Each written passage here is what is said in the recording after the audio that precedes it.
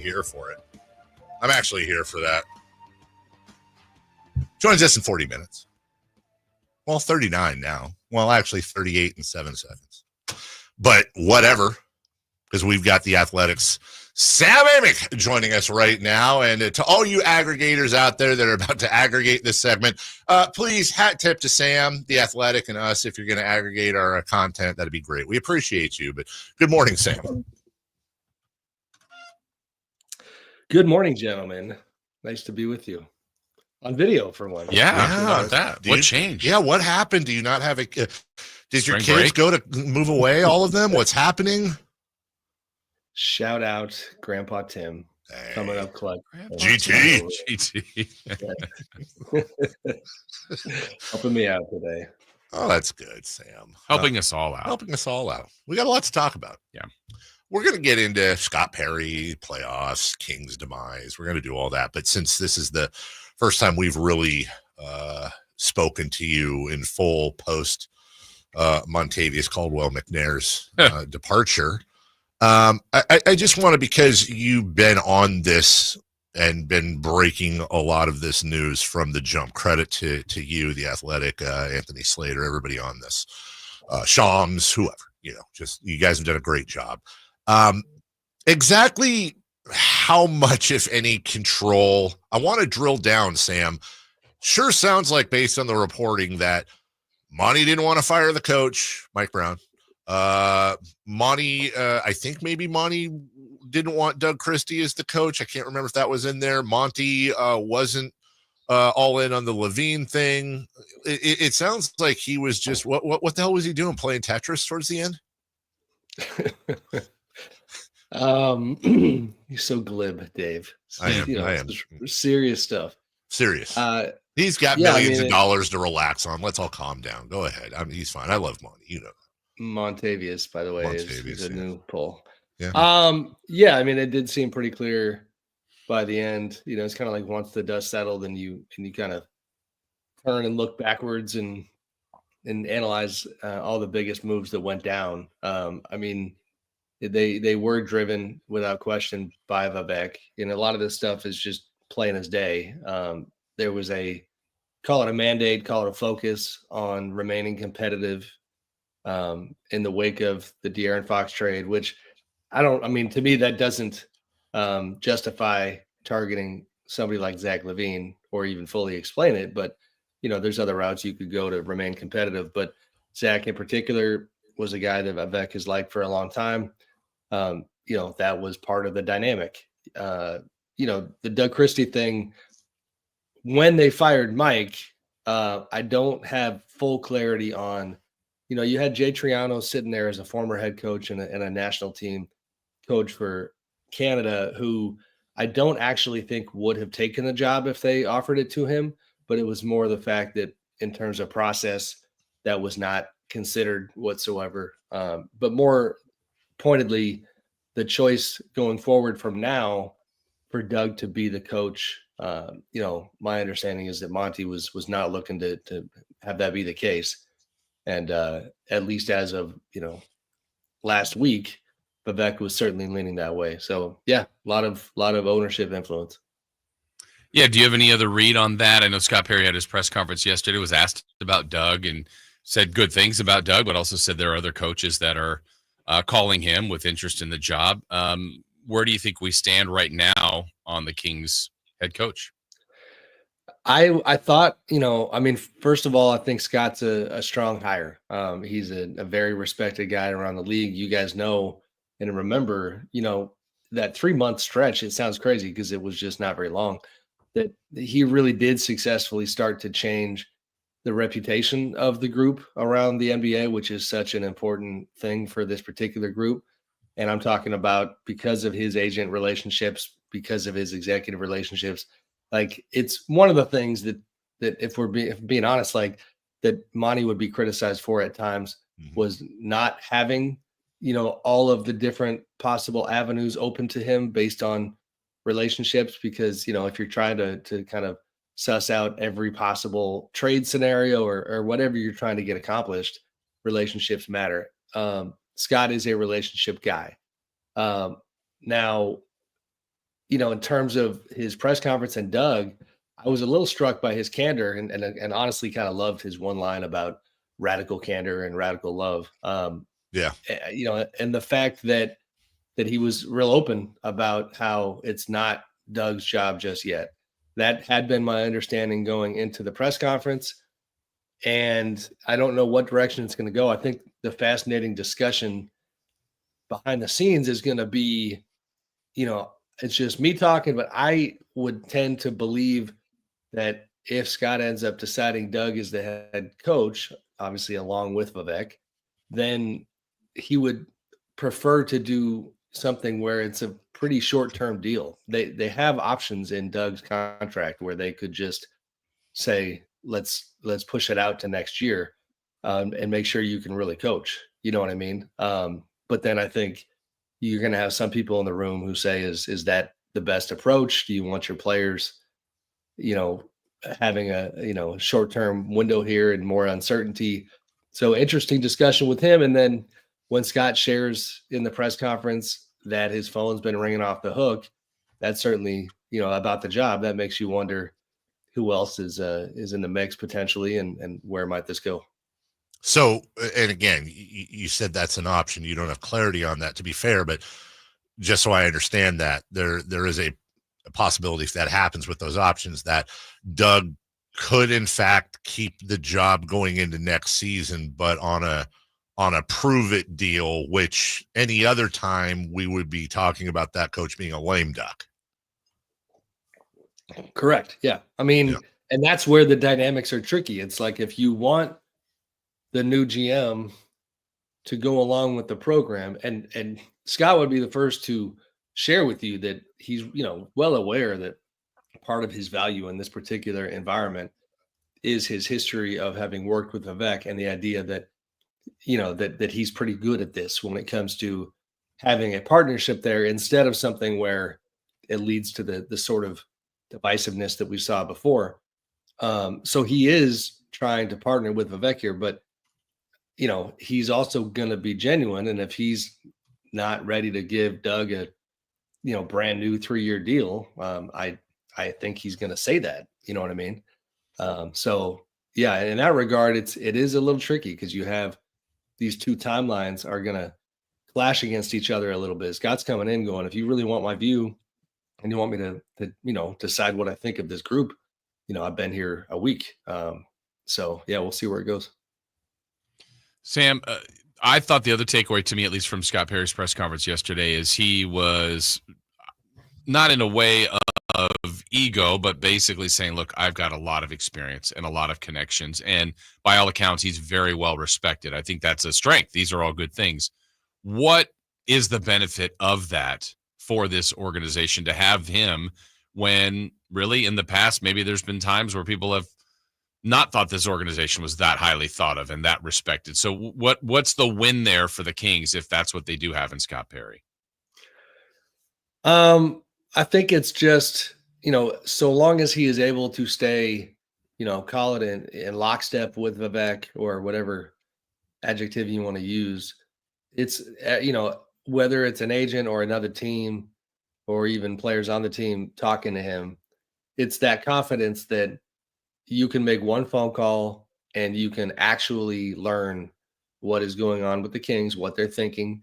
They're going to be straight with you. They're going to be professional with you, and you can get work done. You know what I mean? As opposed to, should I talk to Monty? Should I talk to Wes? Am I really talking to them, or is this Vivek talking? You know what I mean? Like any job, to be honest with you, you guys know politics. Like when you're trying to figure out why people are, saying certain things or doing certain things, because you might question who's actually running the show. This Scott Perry experience at its best, which is what they hope for it to be, is that business is just cleaner when it comes to the Kings, and also that he's obviously fighting for their agenda and their goals here to get this thing back on track. Sorry, my mic off. So, all right, as we hammer the Kings here, no first round pick, a top 5 most immovable contract in the NBA, our largest rebuilding piece traded away from Magic Beans. No offense to Zach LaVine, but just not the max deal you could have gotten. A GM coming in that actually had to address comments he made not that long ago. I'm sure you've seen about Zach LaVine not being I don't want to paraphrase here, but you saw the comments. Yeah. Scott's got his work cut out for him. Am I wrong, Sam Amick? You're not wrong. No, I mean, first of all, I love podcasts. They never die. No. Yeah, I mean, I thought he handled that well. Also, nice job, Sean Cunningham, with the question. The way that Sean asked it, I thought was professional and tactful. And yeah, I mean, he's got, and if anybody doesn't know that part, I think everybody does at this point. Scott was somewhat critical of Zach's lack of winning. But I actually think I want to start there. I mean, to me, I almost think a little moment like that, you could argue helps Scott a little bit because it's a reminder that he is a bit of a straight shooter. And so they put him on ESPN, they put him in front of podcast microphones, and he has a hard time not saying what he actually thinks. And, and even yesterday, of course, he cleaned it up a little bit, but he still stood on it. It's not like he came out and said, "Oh, I was so wrong. Zach LaVine is a winning player." No, he said, we need to put more pieces around Zach to help with the winning. So yeah, he has his work cut out for him. I wonder strategically how he's going to approach it and ironically, how closely that will be aligned with what I think the previous front office would have done if they stayed in power, which is there's this phrase that they would use that stuck in my head of, and it sounds bad, but I get the point, is spinning out of certain contracts. And so you're not, because the idea was you did the Fox trade, you didn't get the Spurs young players, you're stuck with these, big money guys who don't fit together. And then the idea, to kind of pivot out of that was to spin out of at least one this summer. And, what can you get for DeMar? Do you need to talk about Domas? And because we all know that he's not seeming like the happiest guy in town right now. And, it's not going to be one move that gets them back on track. It's going to be a series of moves. And with the unanswered question of how aggressive is Scott going to be, and that part remains to be seen. Sam, I want to go to your comment there about Sabonis. I think we heard, that Fox was kind of inquiring, like, what is this organization doing? And who's deciding these things? Where are we going? Kind of was maybe a phrase that we thought Fox and now even Sabonis, like trying to gauge the front office. What do you think they're looking for? What kind of answers? Is that kind of, hey, is the GM running things? Is Vivek running things? Is that what is our clear direction? Who's our coach? Maybe a combo of all that. What do you think those guys are trying to hear or wanted to hear? I mean, yeah, they just want to know about the culture. And I'm looking down just because I'm pulling up Domas' salary to remind myself of his contract. But, clarity on the culture, clarity on who's running the show, what the priorities are, things like that. And really, Domas is one of the more unique players in the league when it comes to, he would like to get back to an environment where he can play his brand of basketball again. And that's not being surrounded by three guys who can be playmakers, but who are not point guards, in Zach and Malik and DeMar. If only we had a point guard. Yeah. Sorry. I did love, like, that was the big headline coming out of this. Everybody agrees they need a point guard. The other reality is, with 3 years and, my goodness, $140 million left on Domas' contract, roughly. I think he's going to have to settle in and try to find solutions here, because the idea of him, you talk about contracts that are not real tradable. I mean, he's on that list as well. So, all this noise doesn't necessarily mean that he's headed out of town. Interesting. Let's talk about that for a second, Sam. That surprises me a bit. Zach LaVine, it was said the Bulls were known to, other teams wanted them to attach assets just to move the contract. And that is known as a rather difficult contract to move, Levine's contract. I've never heard that associated with Sabonis. And I understand he makes a lot of money, but you're also, you're talking about the three-time consecutive rebound leader, a guy that's probably the closest thing to Jokic we have, at least for another year till Sengun gets there. I'm not saying you're wrong. I'm just saying that really tweaked my head a little bit. That it is the thought on Sabonis that is a rough contract to move beyond the fact that every big contract has difficulties. Think about the conversation, agree or disagree. Think about the conversation that surrounds Domas's game and how divisive it is. And that leads to the reality that you need to give me, Dave, a list of teams that not only financially are willing to take on the contract, but that are willing to hand him the ball and to play that style of basketball. That it has certainly been argued that unless you get him around the perfect rim protector and the perfect, point guard, playmaker partner, that there is a ceiling on your championship, possibilities. And again, not even trying to have the actual argument and pick one side or the other, but that means that all these different teams that currently have one particular direction with their roster are going to look at Domas and say, yep, we're going to shift and we're going to go down that road, because the angst that you're hearing about right now with him is all born out of the fact that he wants to get back to the beam team style of play. That's made him very happy. He was making all-star teams and all NBA teams, and that can be a real positive. But if that organization elsewhere doesn't see that, as the goal, then they're not going to make a move for him. I mean, I don't know the exact market at this point, but I think it's a fair thing to highlight.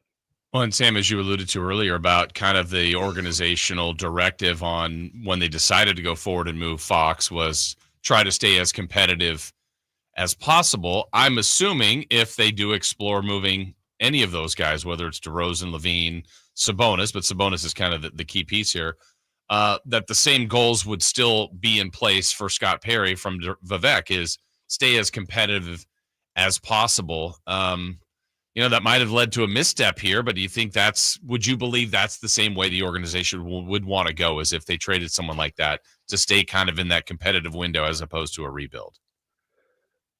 I'm sure that's how Vivek sees it. And we'll see if this bears out, but I tend to think that, I know Scott pretty well and I've always enjoyed working with him, and the combination of his personality in general, and then, not to go too big picture, but like his stage of life, you know what I mean? Mm-hmm. Like he's been doing this for a minute, and, we are in our late 40s, and you already start getting a little bit of that attitude of like, you know what? I don't think I'm going to bite my tongue as much as I used to, or I don't think I'm going to, yield off of this thing. I'm going to do it the way I want to do it.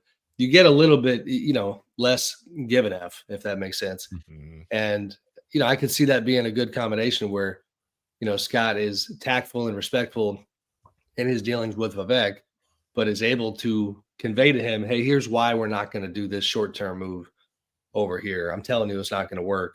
You got to be a little more patient. This other route is the way to go. And we'll see if that, is actually what happens. But I do think he has that in him.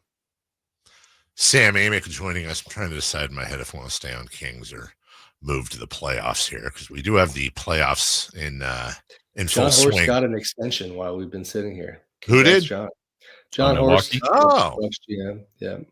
Interesting, because they might be one and done here, and there's talk of maneuverations going on. I wonder if that's a vote of confidence or hey, we need you here for the big trade coming up. Well, let's start there. By the way, is there any smoke to the fire, or should I say any fire to the smoke, where we seem to be hearing that should the Bucks be eliminated by the Pacers, currently up 2-0, that there will be a lot of Giannis conversations going on this summer?